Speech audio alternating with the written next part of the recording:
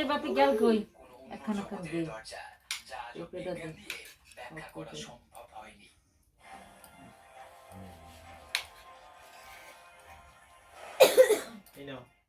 শহরের ঢোকপাড়া এলাকা, এখানে একটি পুরনো দোতলা বাড়ি আছে। বাড়ির ড্রয়িং রুমে একটা ক্যামেরা বসিয়ে রেখেছিলেন সারা রাত। ফুটেজে করতে গিয়ে তারা যা দেখলেন তাতে তাদের রক্ত হিম হয়ে গিয়েছিল। ফুটেজে দেখা গেল রাত 2:43 সিঁড়ি দিয়ে একটা কালো ছায়া নেমে আসছে। কঙ্কন কই গেছে দিদি? সোজা ক্যামেরার সামনে এসে দাঁড় কাটছিল। ওই পরিবারটি যা এখন আমাদের চারপাশে ঘুরে বেড়াচ্ছে। হয়তো কোনো এক রাতে আপনি সেগুলোর উত্তর হয়তো কোনোদিন পাওয়া যাবে না। আর সম্ভবত সেটা না পাওয়ায় এদের সৌন্দর্য। আপনার কি মনে হয়? পাখি ওষুধ খাও খাও পেঁপে খাও। বোঝাতে পারেন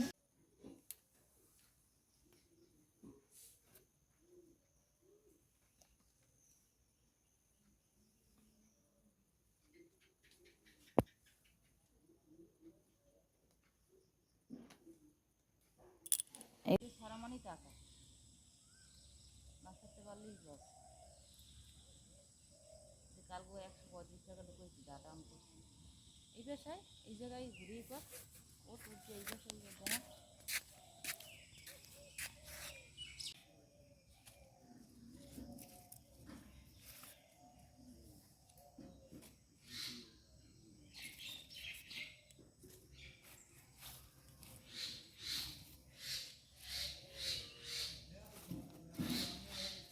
তোর মায়ে বলছে এই ফুলগুলো নিতে, এইগুলো নিলাম। এই ফুলটা কি সুন্দর। তালিকা 13 নম্বরে রয়েছে থাইল্যান্ড। থাইল্যান্ডের জাতীয়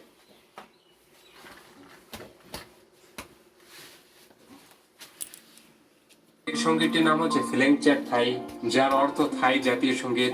এটি থাই ভাষায় রচনা করা হয়েছে। তো চলুন জাতীয় সঙ্গীতটি শোনা যাক। জল খাও মানে নাও খাও। মালা নিয়ে বসছি, মালা গাঁথতে আছি, ঠাকুরের মালা।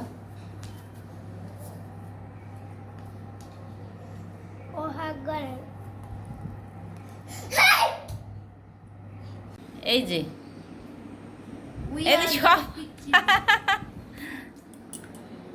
সবাই এখানে কি করতেছে? মালা গাঁথতেছে।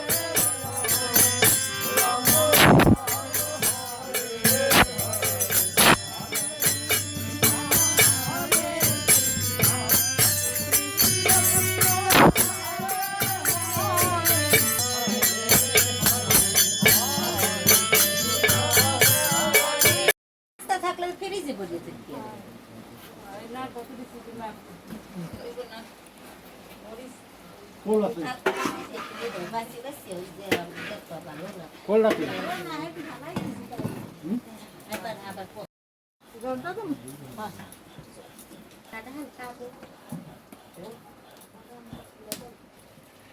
হ্যাঁ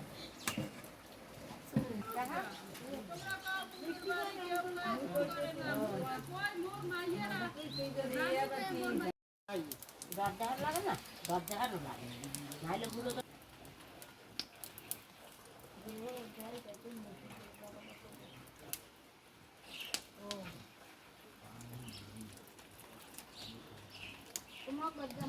হ্যাঁ জানি কোরআনে কোথায় মুখ করে কোরআনি বলে এই করে কইলে কোরআনে জানে সেটা আছে আমাকে বাড়ি নিলে ও আমি সব মিস করছি এই তুমি কি আমারে দেবো না আমি তোমার দেবো। বর্ষার শুরুতেই এক গুচ্ছ কদম ফুল। হ্যাপি কদম। কদম ফুল অবশ্য আমি কিন্তু এর আগেও মানে খুঁজছিলাম, অবশ্য বরিশাল ছিল কিন্তু হাতের কাছে ছিল না। আজকে কিন্তু বাড়িতে আসার পর পেয়ে গেলাম, আর কদম ফুলগুলো খুবই সুন্দর।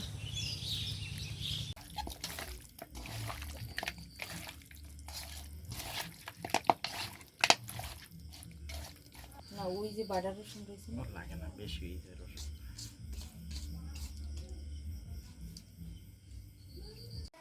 রান্না কিন্তু হচ্ছে রাত্রেবেলা, অবশ্য দেখি কি রান্না হচ্ছে। মাটির চুলে অবশ্য।